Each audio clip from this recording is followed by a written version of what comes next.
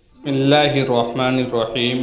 حضرت عبداللہ ابن مسعود رضی اللہ تعالیٰ عنہ کہتے ہیں کہ رسول اللہ صلی اللہ علیہ وسلم نے فرمایا، جس نے جھوٹی قسم کھائی تاکہ اس کے ذریعے وہ کسی مسلمان کا مال کھا لے تو وہ اللہ تعالیٰ سے اس حال میں ملے گا کہ اللہ تعالیٰ اس سے ناراض ہوگا۔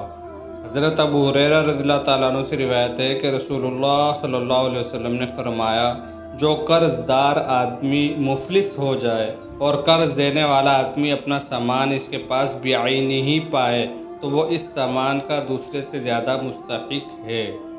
حضرت عروہ بارقی رضی اللہ تعالیٰ عنہ کہتے ہیں کہ رسول اللہ صلی اللہ علیہ وسلم نے بکری خریدنے کے لیے مجھے 1 دینار دیا تو میں نے اس سے 2 بکریاں خریدی، پھر ان میں سے ایک کو 1 دینار میں بیچ دیا اور 1 بکری اور 1 دینار لے کر نبی اکرم صلی اللہ علیہ وسلم کے پاس آیا اور آپ علیہ السلام سے تمام معاملہ بیان کیا اور آپ علیہ السلام نے فرمایا، اللہ تمہیں اور تمہارے ہاتھ کے سودے میں برکت دے۔ حضرت نعمان ابن بشیر رضی اللہ تعالیٰ عنہ کہتے ہیں کہ میں نے رسول اللہ صلی اللہ علیہ وسلم کو فرماتے سنا کہ حلال واضح ہے اور حرام بھی واضح ہے اور اس کے درمیان بہت سی چیزیں شبہ والی ہیں جنہیں بہت سے لوگ نہیں جانتے، تو جس نے اپنے دین کو پاک کرنے اور اپنی عزت بچانے کے لیے انہیں چھوڑے رکھا تو وہ مامون رہا، اور جس نے انہیں اختیار کر لیا تو قریب ہے کہ وہ حرام میں مبتلا ہو جائے۔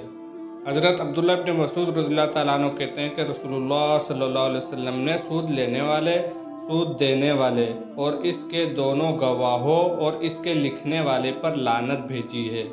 حضرت قیس ابن ابی غرزہ رضی اللہ تعالیٰ عنہ کہتے ہیں کہ رسول اللہ صلی اللہ علیہ وسلم ہمارے پاس تشریف لائے اور آپ علیہ السلام نے فرمایا، اے تاجروں کی جماعت، خرید و فروخت کے وقت شیطان اور گناہ سے سابقہ پڑ ہی جاتا ہے،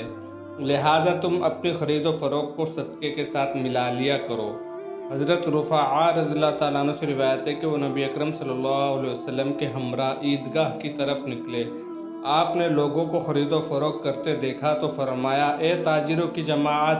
تو لوگ رسول اللہ صلی اللہ علیہ وسلم کی بات سننے لگے اور انہوں نے آپ علیہ السلام کی طرف اپنی گردنیں اور نگاہیں اونچی کر لی۔ آپ علیہ السلام نے فرمایا، تاجر لوگ قیامت کے دن گناہگار اٹھائے جائیں گے سوائے اس کے جو اللہ سے ڈرے، نیک کام کرے اور سچ بولے۔